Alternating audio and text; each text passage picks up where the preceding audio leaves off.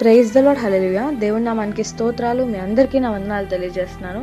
ఈ దినం కొరకు దేవుడు సిద్ధపరిచినటువంటి మాటలు, ప్రియ సహోదరి సహోదరుడా, అనేక సార్లు నీ యొక్క జీవితంలో నీవు కనిపెట్టి చేసినటువంటి ప్రార్థనలకు జవాబు పొందుకోలేనటువంటి స్థితిలో నిరాశలోకి వెళ్ళిపోతున్నటువంటి నీతో ఈ దినం పరిశుద్ధాత్మ దేవుడు మాట్లాడుతున్నారు.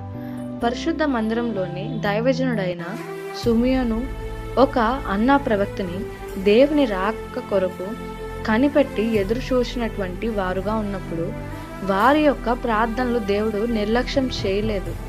కానీ బాలుడైనటువంటి యేసును 8వ రోజున మందిరంలోనికి తీసుకువచ్చినప్పుడు వారి యొక్క ఎదురుచూపులకు సమాధానంగా వారు దేవుణ్ణి దర్శించుకున్నటువంటి వారుగా ఉన్నారు.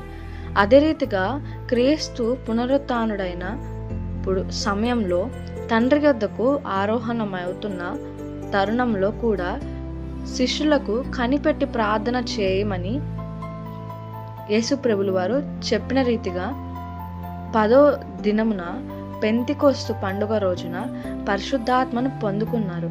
అదే రీతిగా నీ జీవితంలో నీవు చేసినటువంటి ప్రార్థనలకు కూడా జవాబు పొందుకుంటావు.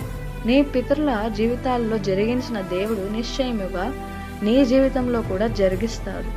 నమ్మకం మాత్రమే ఉంచు. అట్టి కృప దేవుడు నీకు దయచేయునుగాక. ఆమేన్.